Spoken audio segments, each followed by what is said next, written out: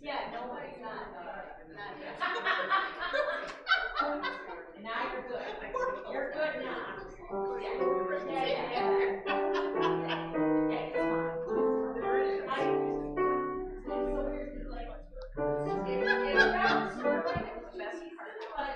When I looked in the back, I could see that it was like, you know, it was only one. It's like, really thick paper or something.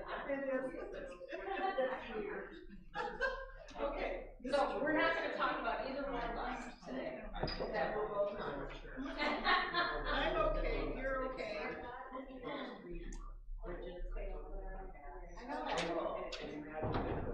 Gary, you know that book? What's that? I'm okay. You're okay? It's been a long time.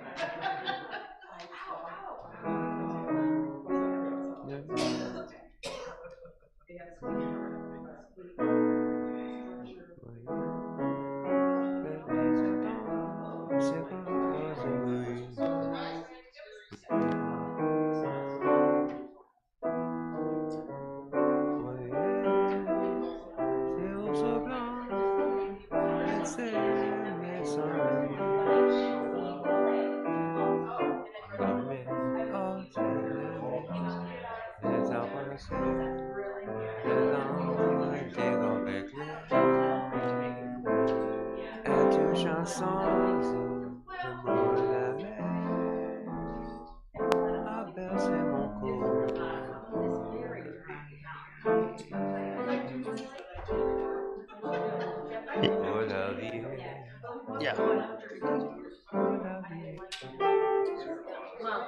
like I said, Right. I don't even need it now because all you have to do is that, you know, at the end, we have yeah, you can. And is this one red? Jerry is gonna go off. I know. Is this one red? This is the red one. Is this the red one? Hey there, hi. Hey there, hi there, ho there.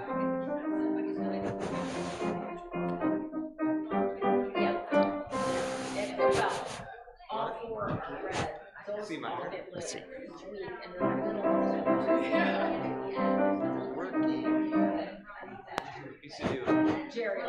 Yeah.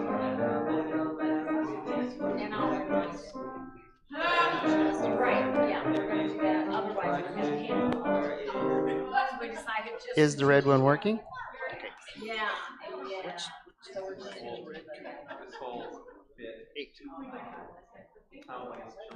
well, I tell you what, we were in bad shape. Is red on?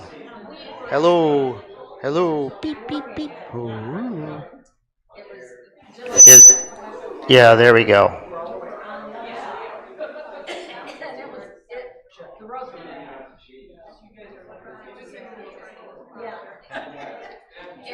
Thank you, Thor.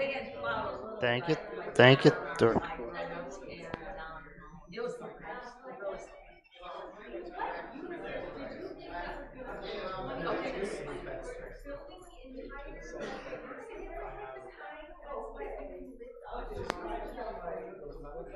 One of those times the lights seem more complicated.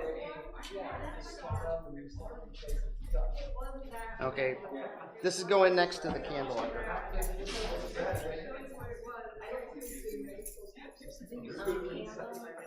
That you like any one of them.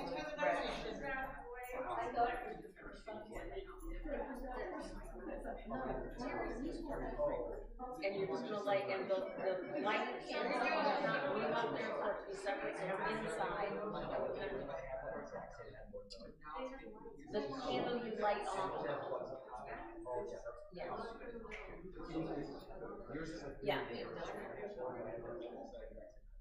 Because the person who preaches is the one who Really? We're on and broadcasting, so whatever you say is the rain. We're going. Yeah, that's awesome. Yeah. We don't talk about that.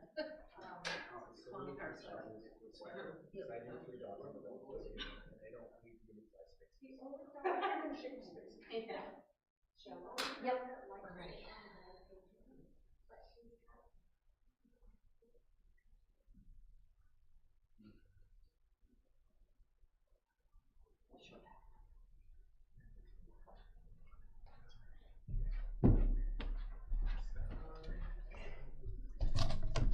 Good morning. And that's a good morning to those of you in the sanctuary and to those of you viewing us online. I'm thankful for being here this morning, given the weather report. Look at it outside. More blowing to come, but isn't the first snow beautiful? And I hope you had a wonderful Thanksgiving. Mine was a marathon of cooking and cleaning for 2 days. Thankful Fred does a lot of heavy lifting, and for family and friends that gathered at the table. The hustle also makes me thankful for the quiet moment that follows. My name's Terry Cross. I welcome you to the Unitarian Universalist Congregation of Flint, a progressive LGBTQ affirming religious community. If you'd like more information about our faith tradition or this congregation, please feel free to talk to one of our ministers today or via their contact information found at uuflint.org. Visitors are especially invited to attend coffee hour downstairs after this service, and any of us would be happy to tell you more about our congregation. You may also sign up for our weekly email newsletter or visit our website, scan the QR code on the order of service, or by completing the card in the seat backs here in the sanctuary. Please see the back of the order of service e-update for detailed announcements. But a few I'd like to highlight. Today is the last day to email pictures of your favorite felines to revlynn for next week's service. So I got to find a good picture. It's hard to get a good picture of a black cat, which is what I have, but I'll find one. Join us for our Christmas Eve service, December 24th at 5:30 p.m., followed by our traditional soup social potluck. And we have a reminder for the safety of our congregation. If you see something unusual, please tell a person with a safety badge, an usher or greeter or minister. And one more addition I received, and Brina Bick, 'tis the season, holiday wish list for nonprofits. Please see the list. And could you wave it, Nate? Do you happen? I left mine at the pulpit, back at the chair. But there's a list out there in the narthex with the bins. And please refer to that. It will also be in the email updates. And 'tis the season, please consider giving generously. And now it's time to write the Advent wreath.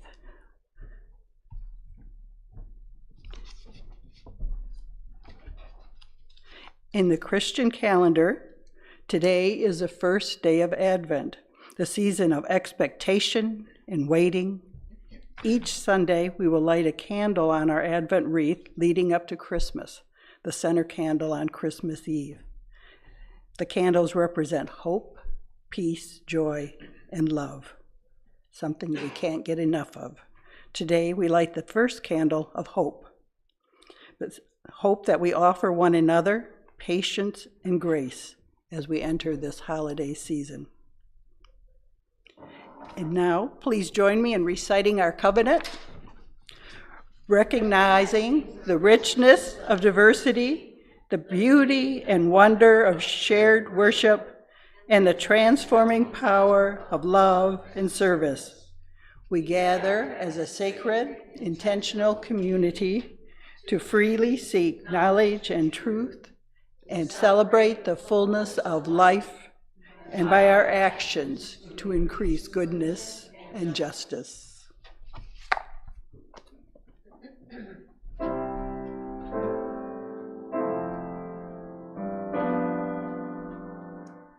La mer qu'on voit danser le long des gouffres clairs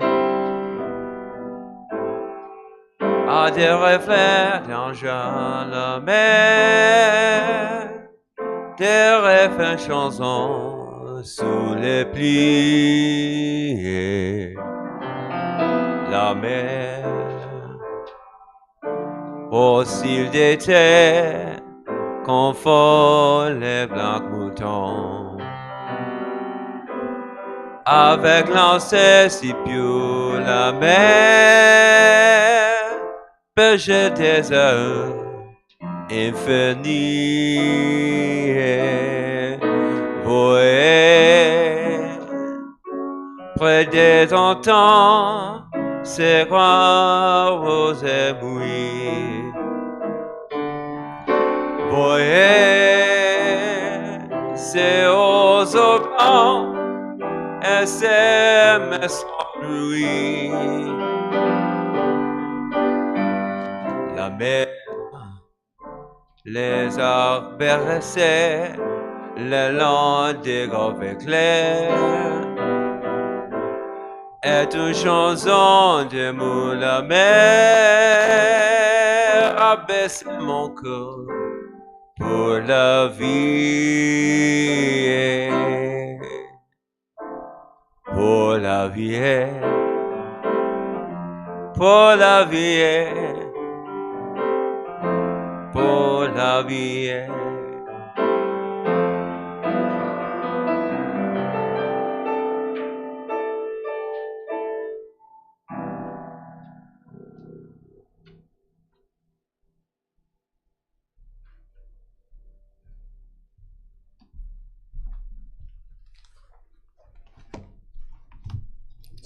Nathaniel Hawthorne wrote, "Happiness is a butterfly which, when pursued, is always just beyond your grasp.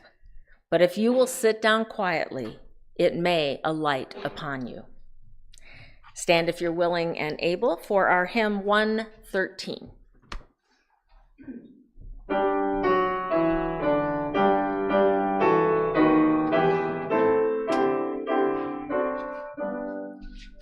Where is a holy church, where race and class unite, as equal persons in the search for beauty, truth, and right? Where is a holy writ, where a human heart, a sacred torch of truth, as lit by inspiration taught? Where is a holy one, a mighty host respond? The people rise in every land to break the captive's bond. Where is a holy land within the human soul, wherever free minds truly seek with character the goal? Where is a paradise in aspiration's sight, wherein we hope to see arise 10,000 years of right?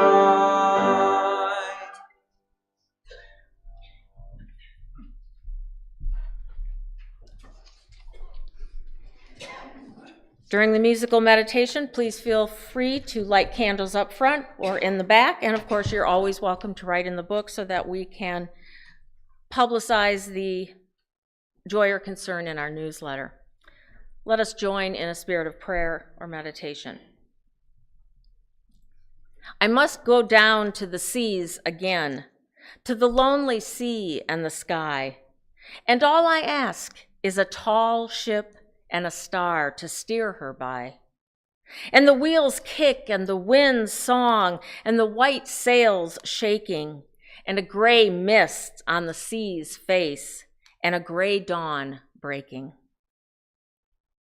I must go down to the seas again for the call of the running tide is a wild call and a clear call that may not be denied.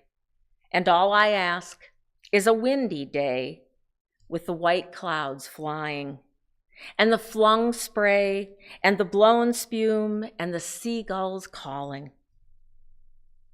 I must go down to the seas again, to the vagrant gypsy life, to the gull's way and the whale's way, where the wind's like a whetted knife. And all I ask is a merry yarn from a laughing fellow rover, and quiet sleep and a sweet dream when my long trick is over. Let us enjoy the silence.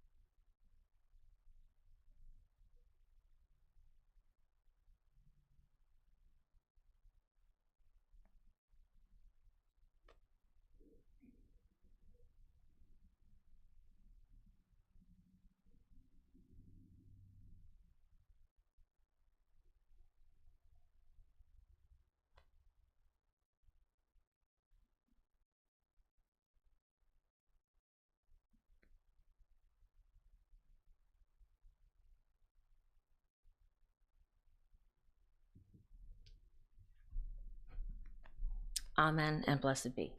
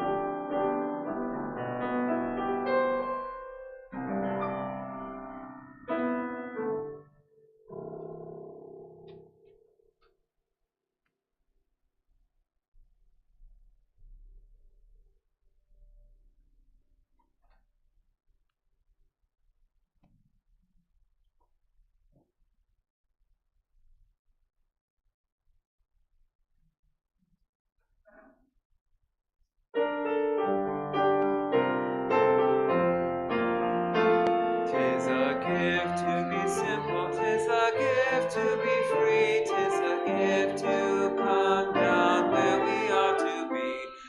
And when we find ourselves in a place just right, we'll be in the valley of love and delight. When true simplicity is gained, to bow and to bend, we shan't be ashamed to turn, will be our delight till by turning, turning we come round right.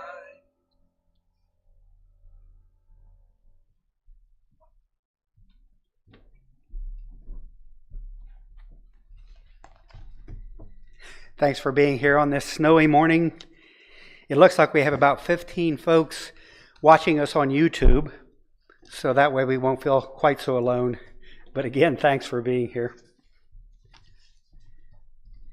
When you become a U.S. congressional representative, you of course take an oath of office, pledging to support and defend the Constitution of the United States against all enemies, foreign and domestic, etc., etc., etc., blah, blah, blah.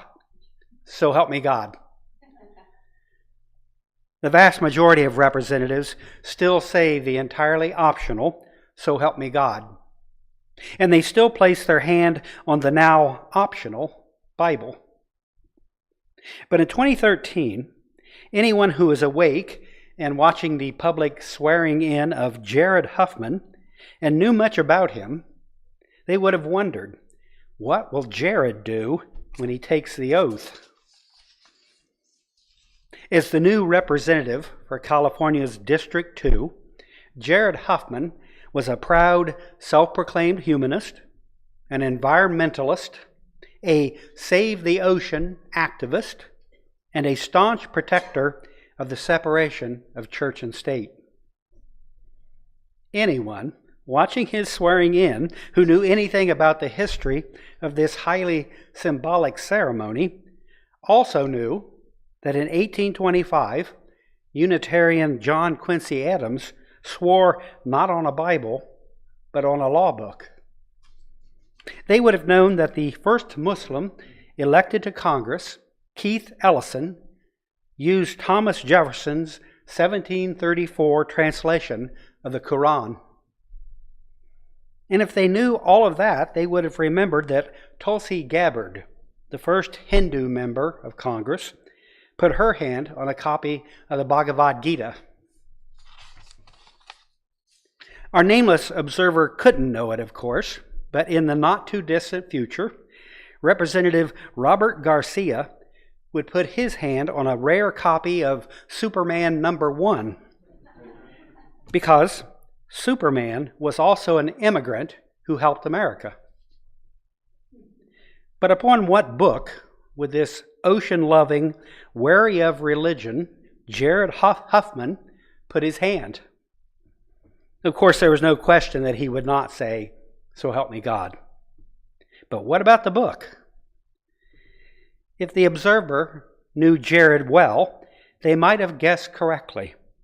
A copy of Herman Melville's Moby Dick.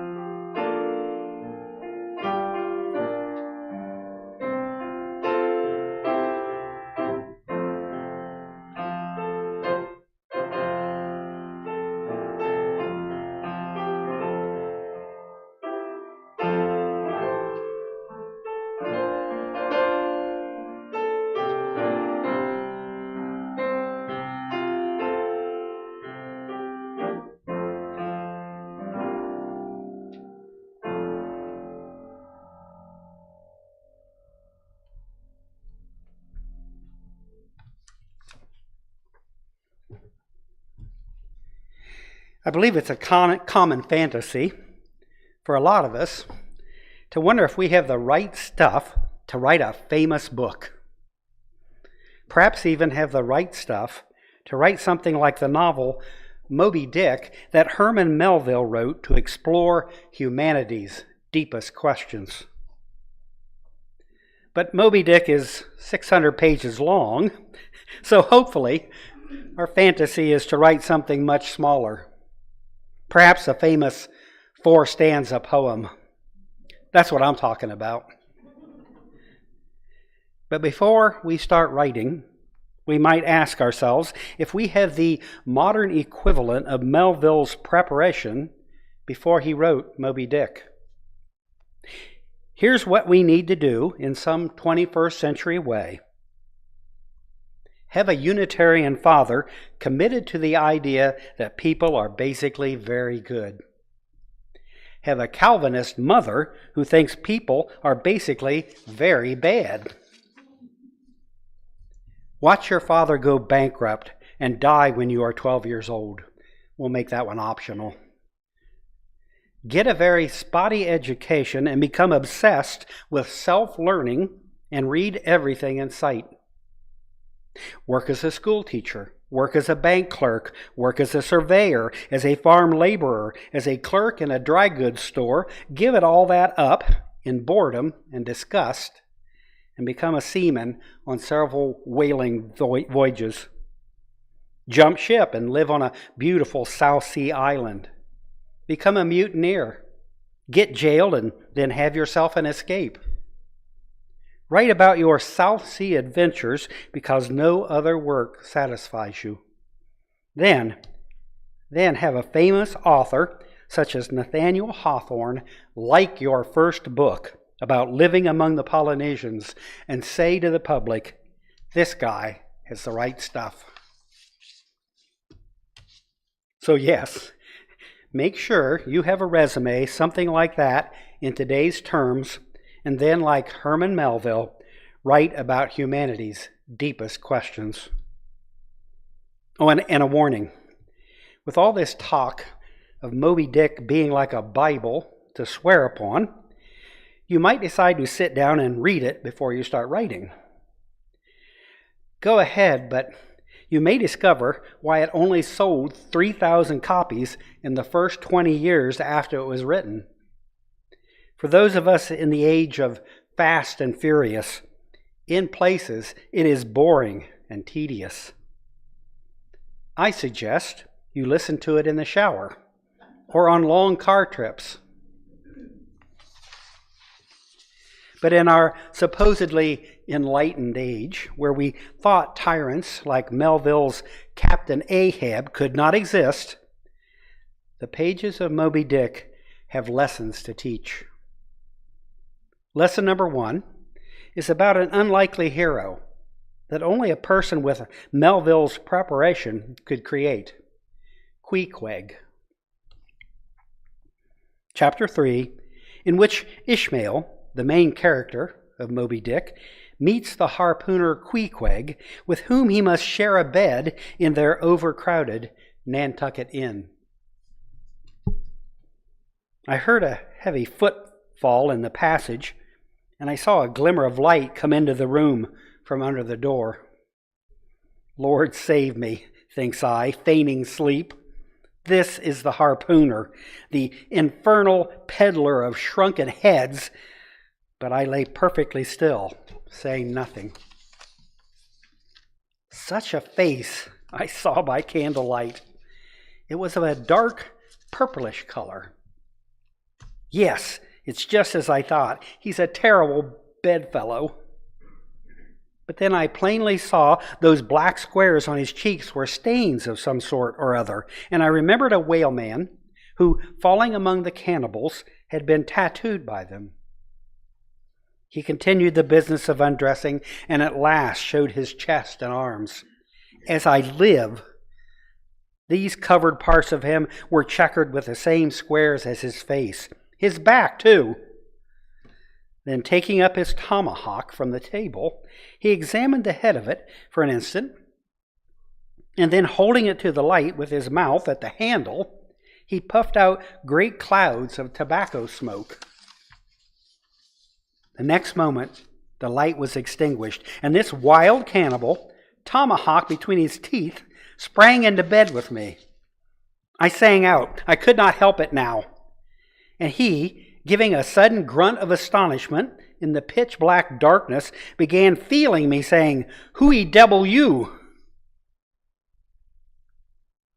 But after this rocky beginning, in the following 135 chapters, Melville makes it clear that Queequeg, the so-called savage, was the moral superior of his Christian shipmates. We learn that Queequeg became a whaler so he could learn the secrets of the Christians and bring that religion back to his own people. But guess what? The practices of the Christian whalemen in the bar rooms of Sag Harbor and Nantucket soon convinced him that Christians could be wicked, infinitely more so than all of his father's heathens. So Queequeg decided, "I'll just die a pagan."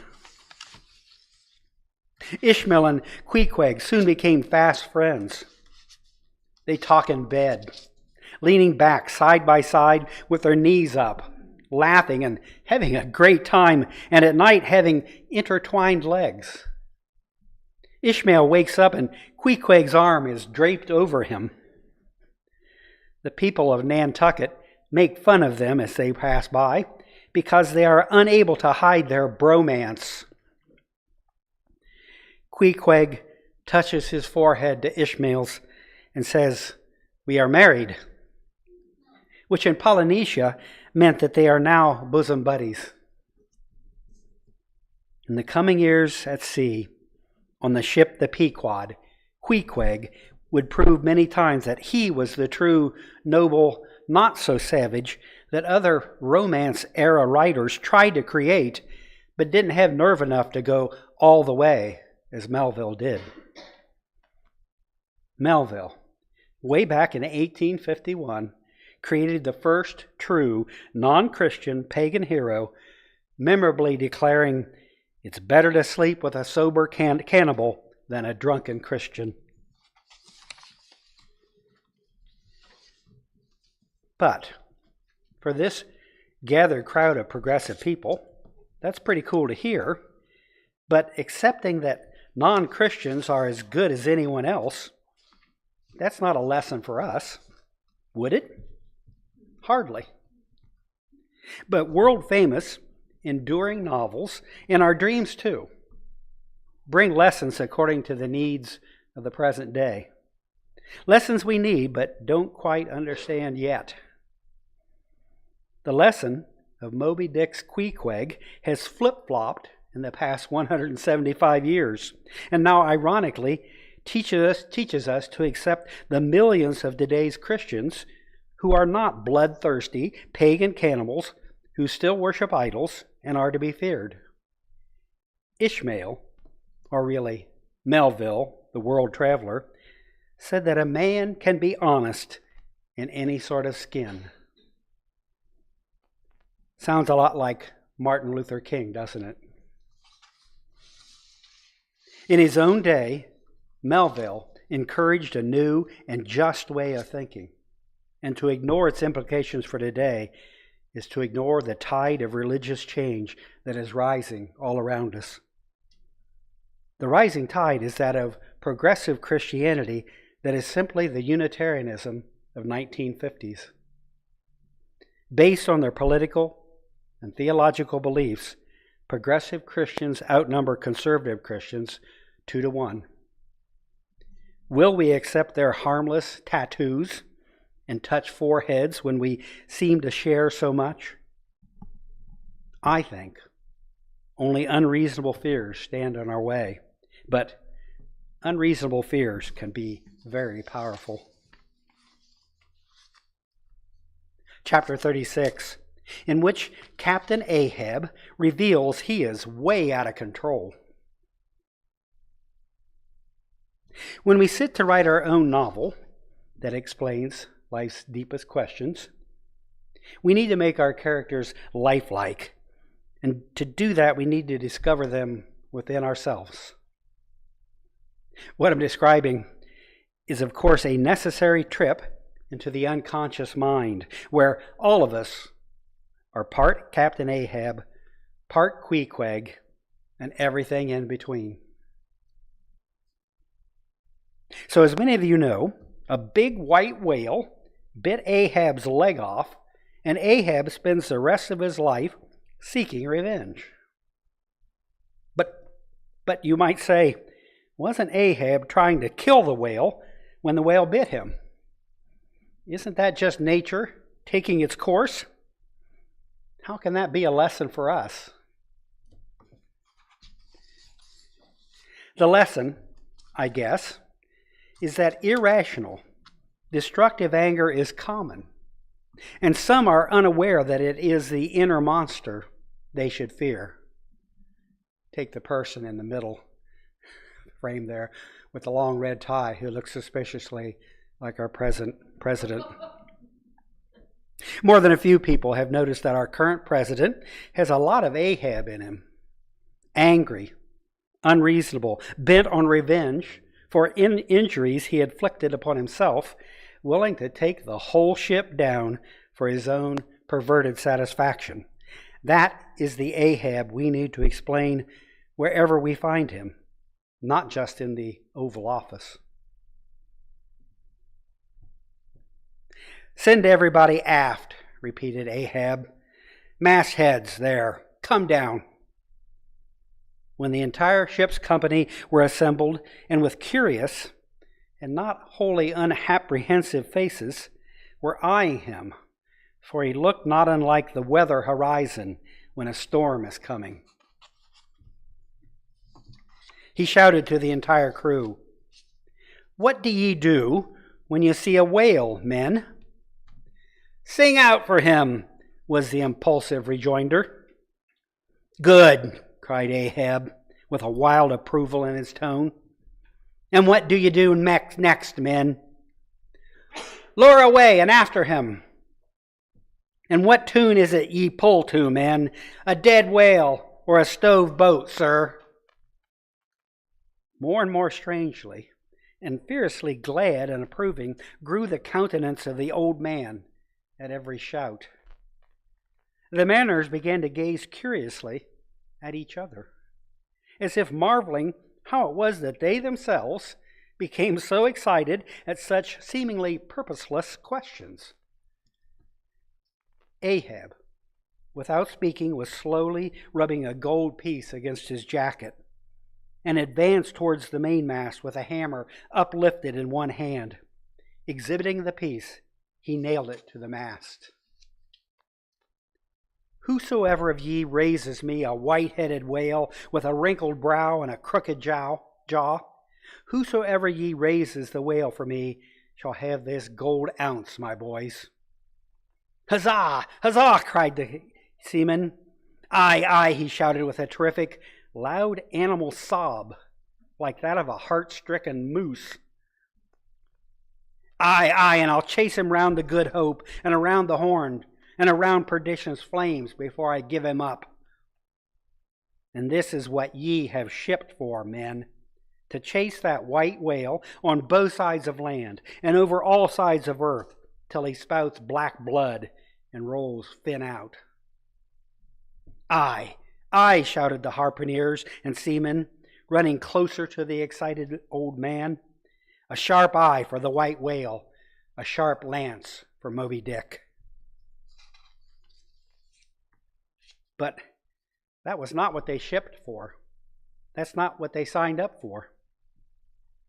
They took this dangerous job to kill and process whales for the oil that lighted the homes of that day. And the more oil they brought home, the more money they would make.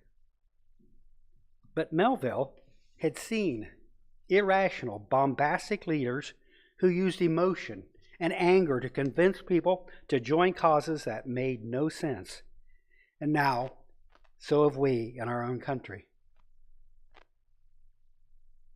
But this is where we often go astray when we write a novel, a story, even if it's just in our own mind.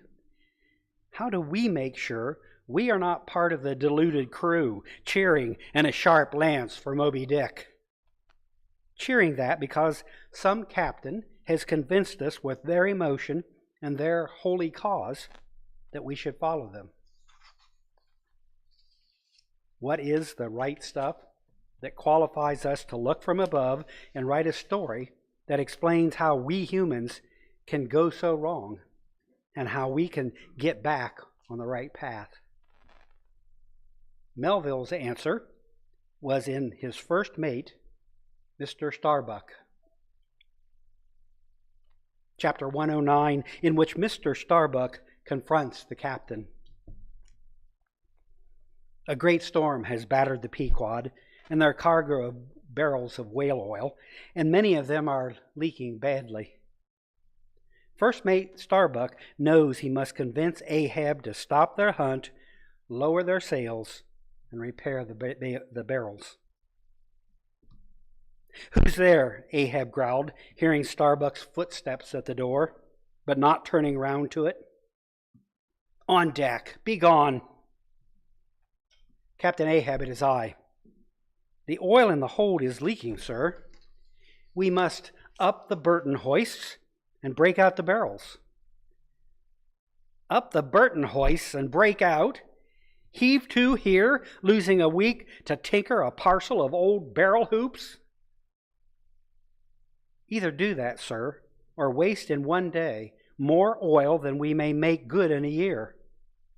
What we come 20,000 miles to get is worth saving, sir." So it is, if we get it." "I was speaking of the oil in the hold, sir. And I was not speaking or thinking of that at all. Begone, let it leak." "Sir, what will the owners say?" "Let the owners stand on Nantucket Beach and out-yell the typhoons."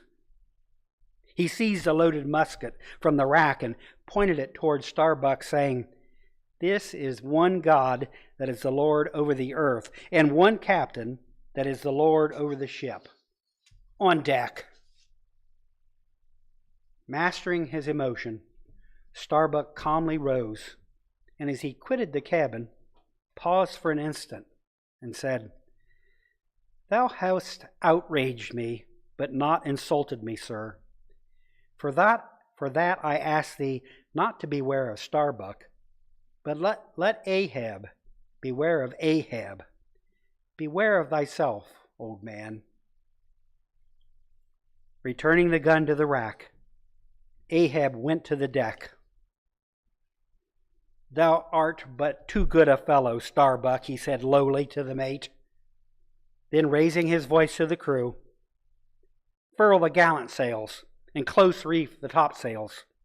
Fore and aft, back the main yard up with the Burton hoists, and break out the main hold." Starbuck was the sober, gentle Quaker that Melville presented as the exact opposite of Ahab, and Starbuck had won the argument. Long considered to be symbolic of the powers of morality and reason in this exploration of life's battles, Melville showed those forces can win, but not every time, as others had said before him.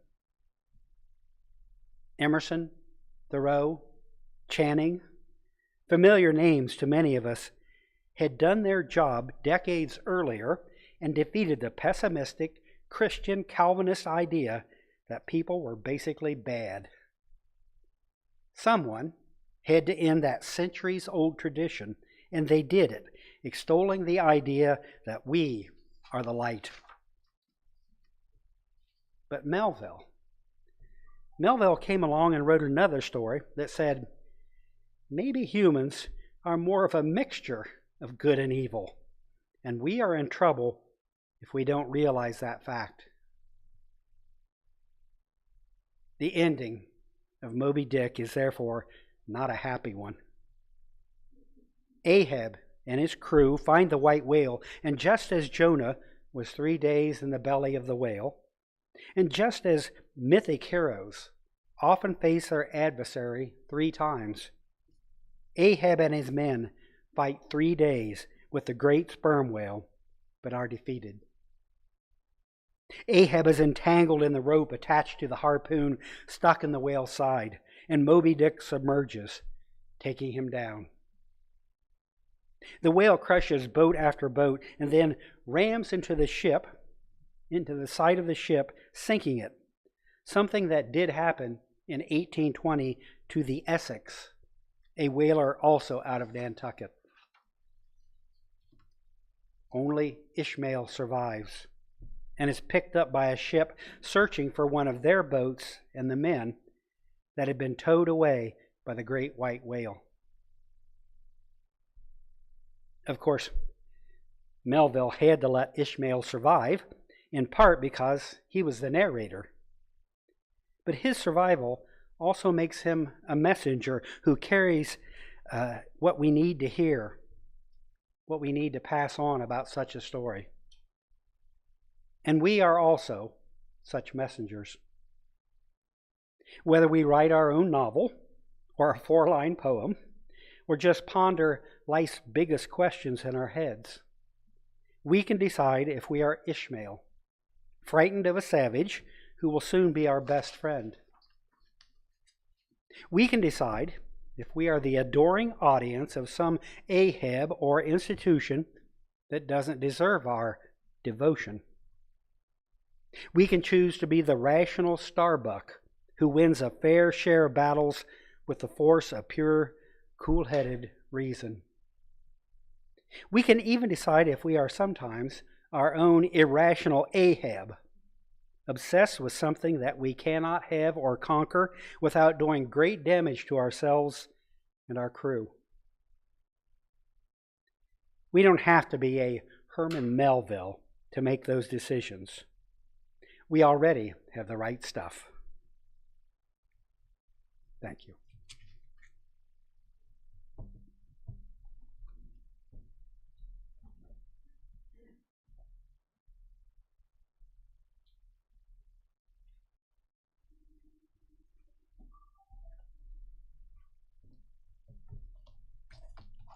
I found the holiday wish list for nonprofits. It looks like this.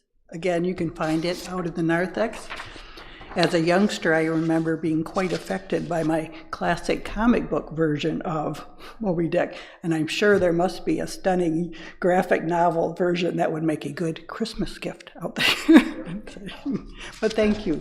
Very good sermon. And time for generosity. I received this timely missive from Braver and Wiser, Courage and Compassion for Life as It Is, a UUA publication with writings and prayers from various UU sources. I thank Sandra Murphy for tagging me on this one. And it's from Melissa Jeter, who attended seminary at the Methodist Theological School in Ohio, outside of ministry. She works as a librarian, sings in her home church, First Unitarian Church of Toledo. She is a friend of our pastors here, and we have enjoyed her for her presence here in the pulpit. So from her we hear this prayer. Let the presence of grace be revealed when we reorient ourselves to each other. May we embrace the wisdom of our ancestors speaking to us in the traditions we've continued. Let us breathe the breath of abundance, knowing there is enough. We are enough. And let us circle back home to regenerate for the journeys to come. Amen, Ashe, blessed be. And we invite you to place your gift in the basket as you leave or online at uuflint.org, and all gifts are gratefully received. Thank you.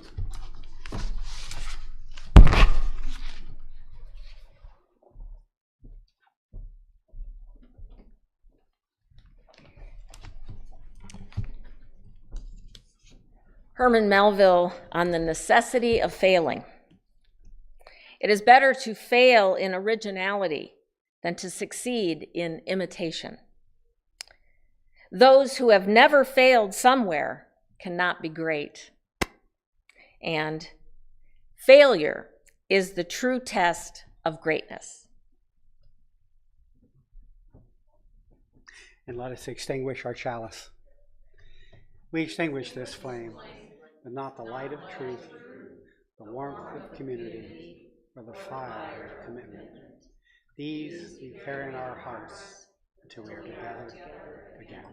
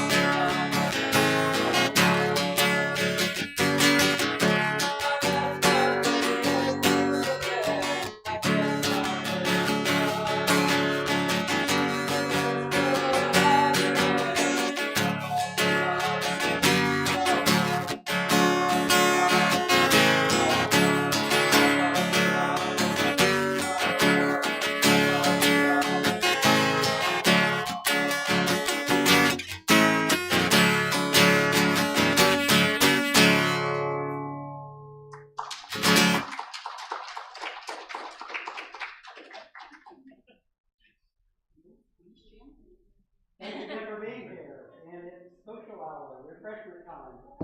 Hope to see you downstairs.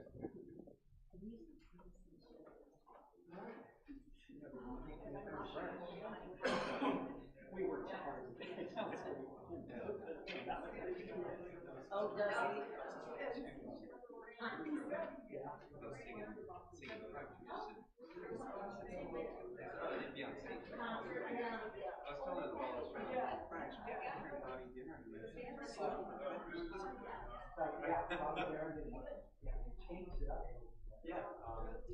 Beyond the sea.